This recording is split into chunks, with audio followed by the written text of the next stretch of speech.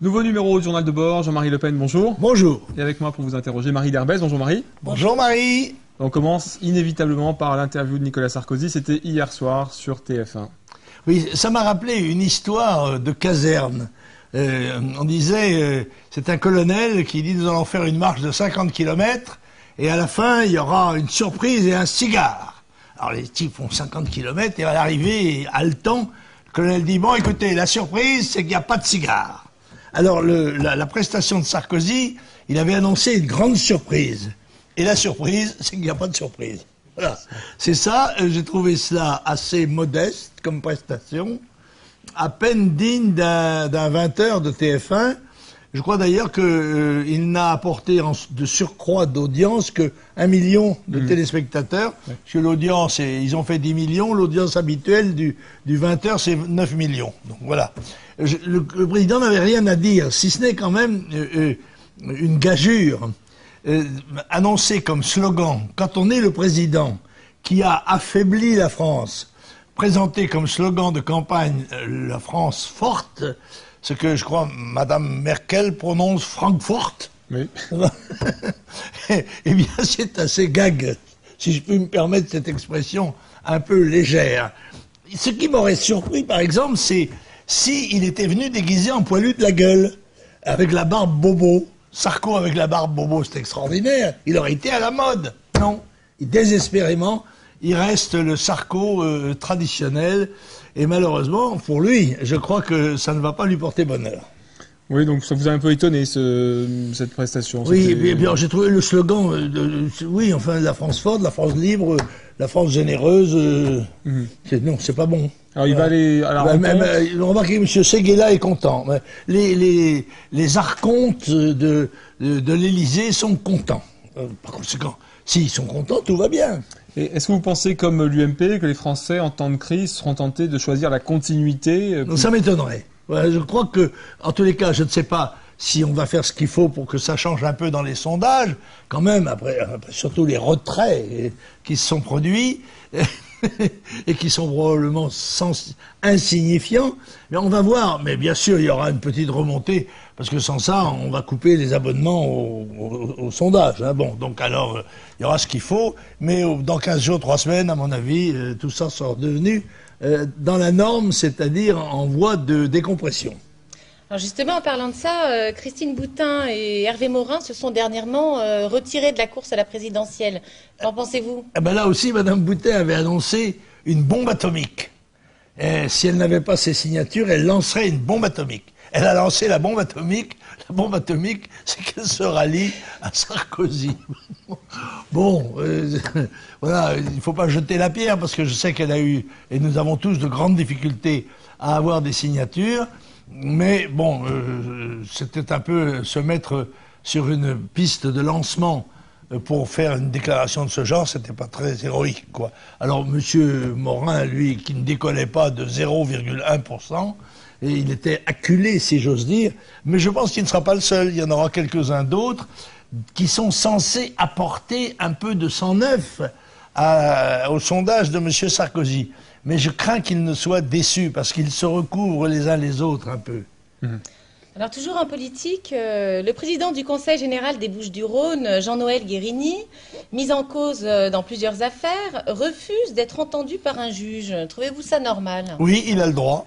Et il a le droit, puisqu'il a l'immunité parlementaire, et que donc le juge d'instruction doit désormais demander sa levée d'immunité parlementaire à l'Assemblée dont il fait partie. Monsieur Guérini use des procédés qui sont à la disposition des citoyens pour se défendre dans le domaine juridique. Ça me paraît assez normal. Cela étant, il me semble qu'il y a un grand trouble dans la fédération socialiste des Bouches-du-Rhône et que cela n'ira pas sans conséquence aux prochaines élections, j'en suis sûr. Et on souligne que nous enregistrons précisément ce blog jeudi, puisque vous êtes demain au Conseil régional de Provence-Alpes-Côte d'Azur, où vous exercez votre mandat.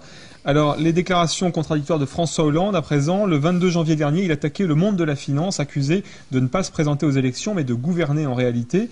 Et le 13 février, il rassurait le milieu de la finance dans une interview au journal britannique The Guardian. La gauche a gouverné pendant 15 ans, pendant lesquels elle a libéralisé l'économie et ouvert les marchés à la finance et à la privatisation. Il n'y a pas de crainte à avoir. Oui, ceci prouve une chose claire, c'est qu'en fait nous sommes sous un régime qui n'ose pas dire son nom et qui s'appelle la plutocratie, c'est-à-dire le gouvernement de la finance, et que ce soit la droite ou la gauche, c'est la finance qui gouverne notre pays. Et d'ailleurs, on voit bien que l'hostilité dont nous témoigne le MEDEF, n'est-ce pas, c'est-à-dire le syndicat patronal, montre bien que nous sommes les seuls adversaires de la financiarisation de la vie politique française et du rôle joué par la finance dans notre décadence. Oui. Alors, parlons à nouveau des 500 signatures. Donc, ce matin, Marine Le Pen était reçue au Conseil constitutionnel qui rendra sa décision le 21 février prochain. Quant à l'anonymat des signatures, êtes-vous confiant? Écoutez, d'abord, j'ai entendu ce matin le professeur de droit de service, Monsieur Rousseau, vous voyez, qui a dû garder un peu de coloration de ses origines, sans doute. Et ça me rappelait d'ailleurs la fameuse formule de Gavroche, vous savez, tomber dans le ruisseau, c'est la faute à Rousseau. Ce professeur de droit est venu en effet nous expliquer qu'il y avait une cohérence dans la législation de transparence. Il y a la transparence des budgets électoraux, la transparence des campagnes électorales. Il doit donc y avoir la transparence aussi des signatures de maires. Ce raisonnement me paraît totalement aberrant. Il s'agit d'un scrutin présidentiel, le plus important de la vie politique française. Or, ce scrutin est un scrutin bâtard. Une partie se passe au scrutin secret et une partie au scrutin public, en quelque sorte. Mais si le raisonnement du professeur Rousseau était valable, eh bien, il faudrait aussi que le vote des électeurs, par transparence, soit public. Or, il est interdit par la loi, le vote public. Je rappelle qu'il y a, dans beaucoup d'assemblées, des élections, surtout chaque fois qu'il s'agit d'une élection personnelle, le vote secret est, sinon obligatoire, au moins automatique s'il est demandé. C'est vrai aussi dans la société civile.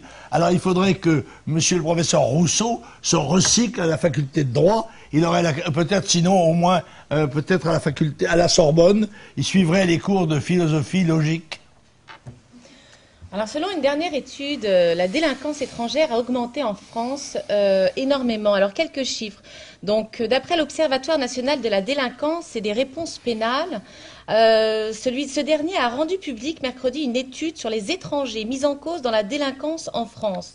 Et donc, selon ce dernier sondage, il y a une augmentation globale d'environ 40% du nombre d'étrangers mis en cause par la police depuis 2010 jusqu'à 2011.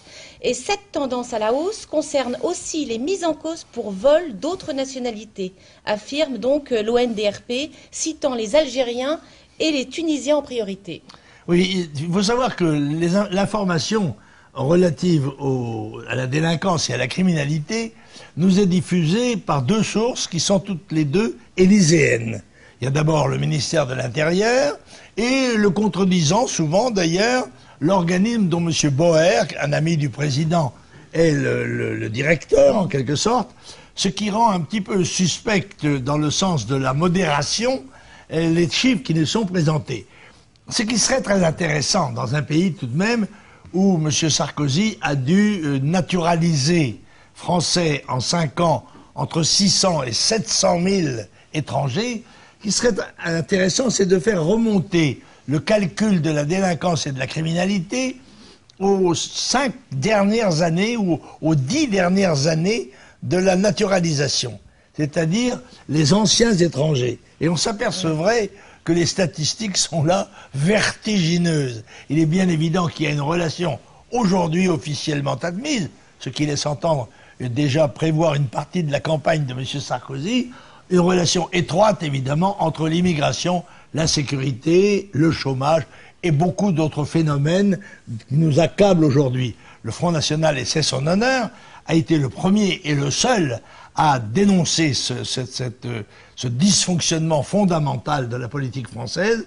Et bien petit à petit, on conquiert les esprits et la chape de plomb qui généralement cache la réalité des phénomènes finit par s'alléger et de temps en temps des informations exactes finissent par filtrer. Autrement dit, 100 fois sur le métier, remettez votre ouvrage, polissez-le sans cesse et le repolissez. La campagne électorale continue. Vous étiez la semaine dernière en Côte d'Or pour un déplacement. Vous pouvez nous en parler un petit peu? Charmant, en Bourgogne. Écoutez, c'est une des belles provinces de France qui en compte tant, et une province où l'on est reçu d'une façon admirable, en particulier dans le domaine de la table. La chair était intéressante. C-H-E, accent grave et heureux, et non pas C-H. Hier, on serait accusé à ce moment-là encore de je ne sais quel péché mortel. Oui, M. Bourseau et son équipe travaillent la réception des signatures de maires, et il faut dire que ce département, c'est un département où les maires sont particulièrement démocrates et particulièrement courageux, et où je pense que M. Bourseau va faire une récolte digne de ses efforts. Parfait. Dernière chose, ce week-end, à Lille aura lieu la première convention présidentielle de Marine Le Pen. Vous y interviendrez d'ailleurs? Oui, bien sûr, j'interviendrai à deux niveaux. D'abord, une adresse aux jeunes, au FNJ, qui m'a demandé de clôturer leur session, leur travail. Et puis une autre dans le cadre de la campagne proprement dite, où j'aurai peut-être l'occasion de donner quelques conseils, compte tenu de la grande expérience que j'ai de l'élection présidentielle, puisque j'ai dû faire 7 campagnes présidentielles, dont 5 comme candidat. Voilà. D'accord. Bien, merci beaucoup Jean-Marie Le Pen. Donc on suivra cette convention présidentielle de Marine Le Pen. La première, donc à Lille, c'est samedi et dimanche. Et je pense que vous nous parlerez la semaine prochaine du message que vous avez également adressé aux jeunes à l'occasion de cette convention. Les autres rendez-vous, c'est ce vendredi soir, donc sur TF1, Marine Le Pen, aux 20h de Claire Chazal. Et pour la première fois, Marine Le Pen sera reçue samedi chez Laurent Ruquier. Ce sera vers 22h55 sur France 2. On se retrouve quant à nous la semaine prochaine. Merci beaucoup. Merci. À la semaine prochaine.